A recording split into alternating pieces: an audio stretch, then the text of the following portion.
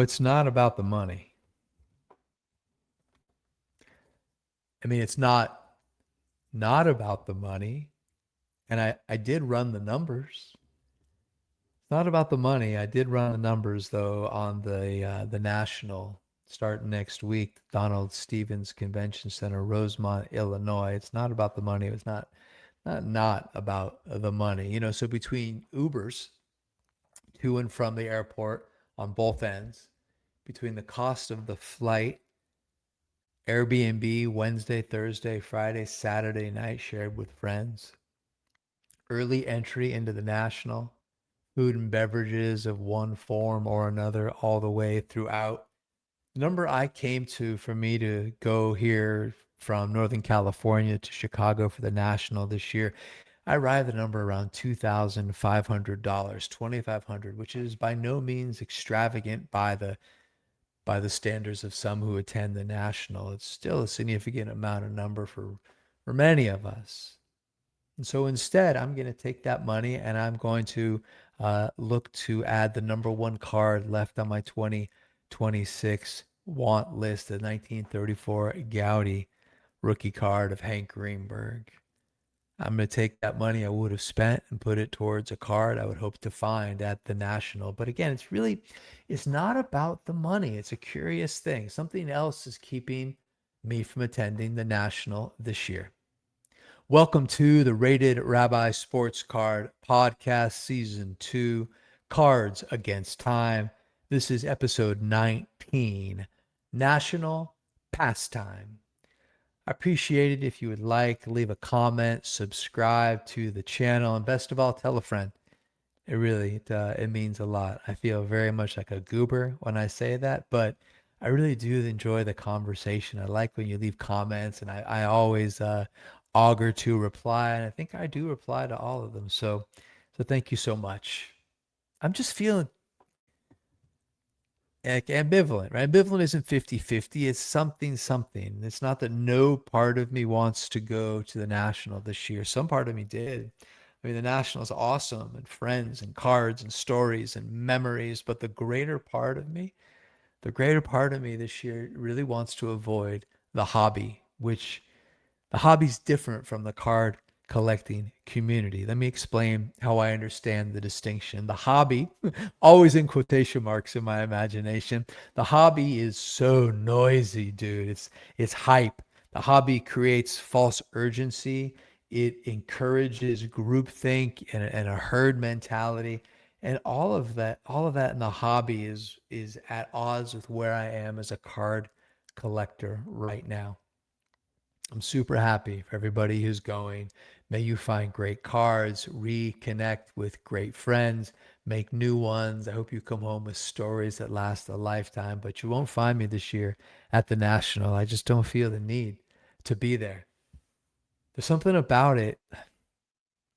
There's going to be thousands of moments at the National, but none of them are going to be new. There'll be different cards, and there'll be different prices and different people, but the stories actually are going to be the same. There'll be stories about the crowd, the Wi-Fi, the temperature, the aroma, dealers' prices, the found grail, the one that got away, and to me, the one that matters the most, conversations about the people. And if I'm being fair, maybe the sameness is not an argument against going. Maybe the sameness is the argument for going. Maybe repetition is why people return. You see, I believe that the national is a ritual. The national is ritualized behavior. We gather at a set place, at a set time. There is a certain dress. It's these people and it's these behaviors, right? Ritual, this time, this place, this dress, these people, these behaviors. Rituals don't promise new stories. Rituals promise another chance to place ourselves inside of a familiar one.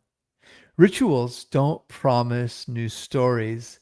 Rituals promise another chance to place ourselves inside familiar ones, right? That's it. That's it. Ritual National is already well underway. The hobby content, national previews. Man, I know the content by heart enough that this year I just kind of sat it out. I've been skipping, haven't watched any of it because I can predict almost exactly what will be said. Not to say it's not exciting and awesome, it all is, but like I know it. Like I know it. Just know it. So the question I ask myself is, do I still want to place myself inside these stories and these familiar rituals? So I want to be inside of it. I 2021 was my first year back in the hobby, very, very COVID-y at the National that year. I did not go that year. I was smitten by collecting, man. Couldn't get enough content. Would listen to like somebody's entire catalog as I walked the dog. Wanted to go, couldn't go, didn't go, yearned to go. I had this friend who taught me one of the most important life lessons. His name was Eric Doshi. May his memory be for a blessing. I knew Dosh in college. Dosh died young. We were friends in college, and Dosh was the most easygoing guy, happy-go-lucky. And I asked him, like, well, how are you always so easygoing? Why do you always seem so peaceful? And he said something that I don't know if it was deep or not, but it hit me in a deep place, and it really changed a part of me that yearns. I just took it in, and it changed my life. He said something really simple. He just said, "Well, I just realized that wherever I am, I've made the choice to be here, which means I'm nowhere else in the world. So I may as well just enjoy where I am and make the best of whatever the situation is." I don't know. Is that profound? I don't know. It hit me deep, man. And I've never really struggled with FOMO. FOMO has never been my challenge. I've always been inspired by Doge wherever I am. Is like just subjectivity, man. Anything can be awesome. Anyone you're with can be pleasurable.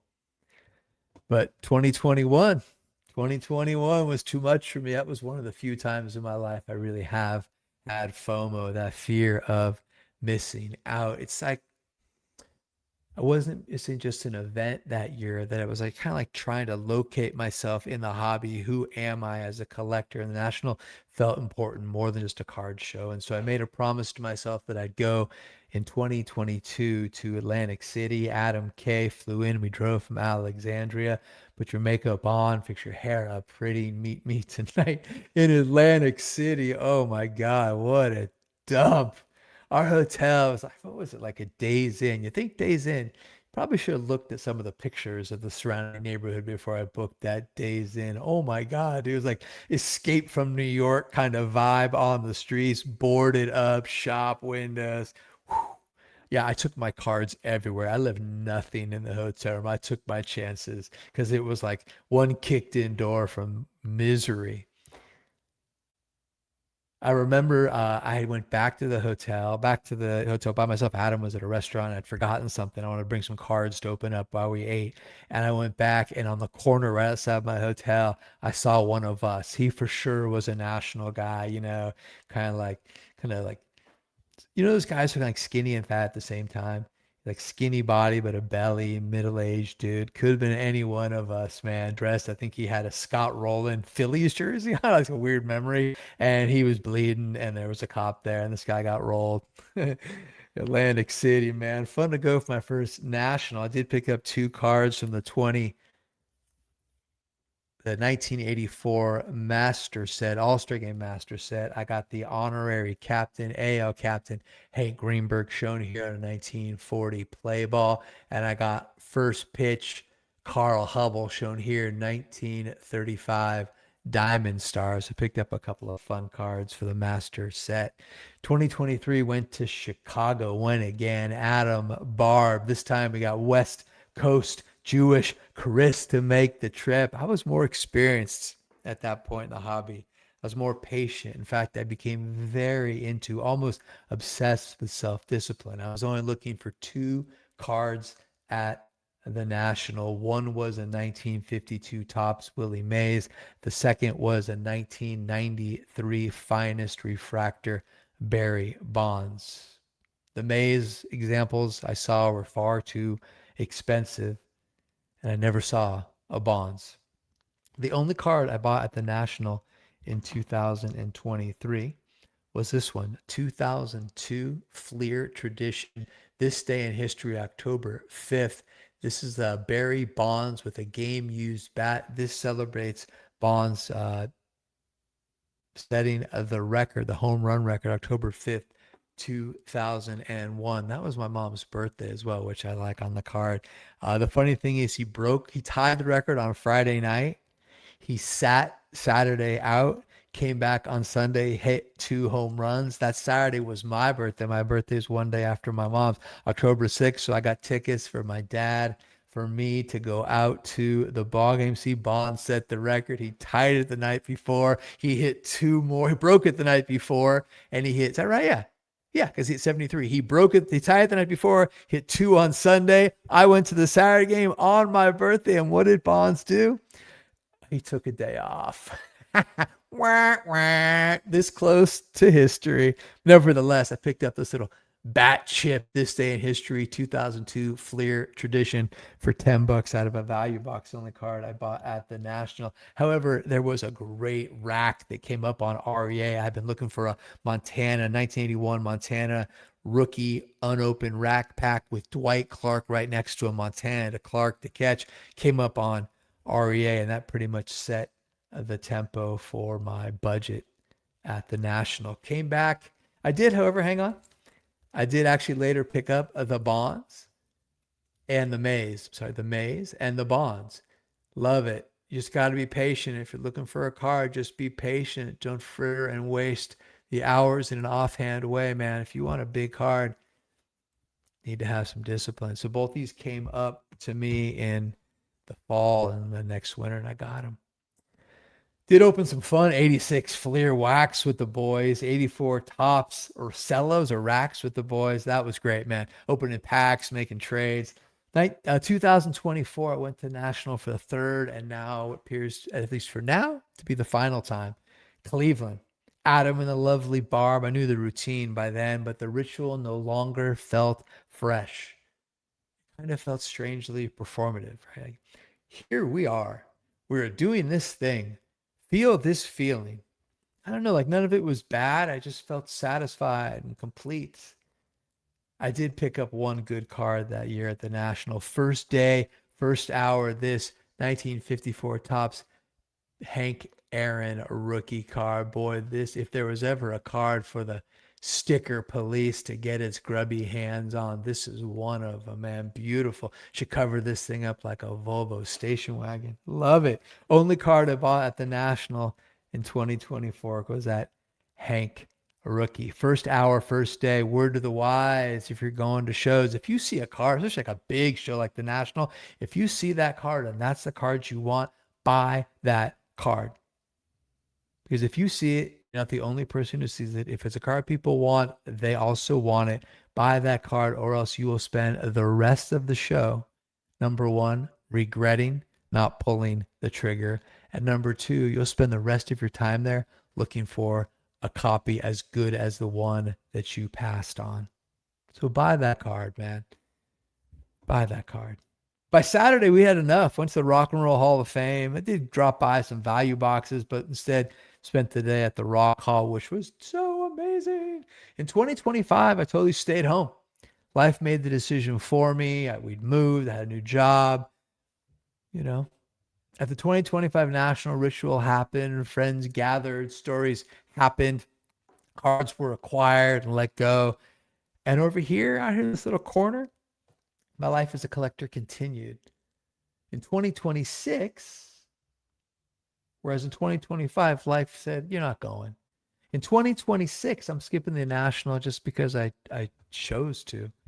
And I feel more comfortable in the card collecting community than I do in the hobby. And the National is peak the hobby, the loudest the hobby. And for my own well-being, I just feel like I'm better standing apart from all of it.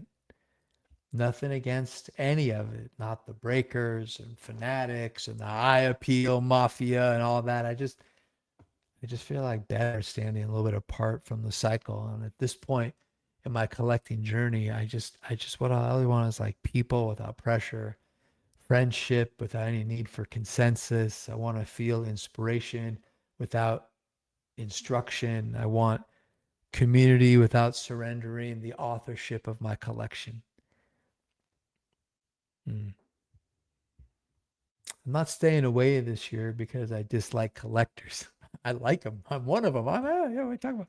I'm not staying away from National because it has no value. It has tons of value. Not because I'm some kind of goober snob who thinks he's transcended the hobby or is somehow morally superior. And believe me, I'm the last person to think he's superior in any way. It's none of that. There's just my relationship to collecting has changed. And the National once represented everything I thought I might miss. And now I'm more interested in what I might miss inside of myself if I allow the hobby and the crowd to decide what should matter to me. I'm happy for all of you who are going. I hope you spend good time with even better friends. I hope you find that card. I hope you find that feeling. I hope you make memories and share stories and write new ones. If you have a story to tell, do not tell it to your wife. She does not care. Hey, tell it to me. I love a good card story. Send me an email, or you could just leave a little comment. We could FaceTime. You could show me the card. I'll be super, super stoked. But this year, man, I'm passing on the National. I'm not leaving behind the collecting community. I just want to stay at arm's distance from the hobby. I think that's a good thing. Well, I think that's a good place to end for today. I sure do appreciate you listening to my thoughts. Be kind to yourself. Be kind to others. Most importantly of all, remember that this is just a ride. So long for now.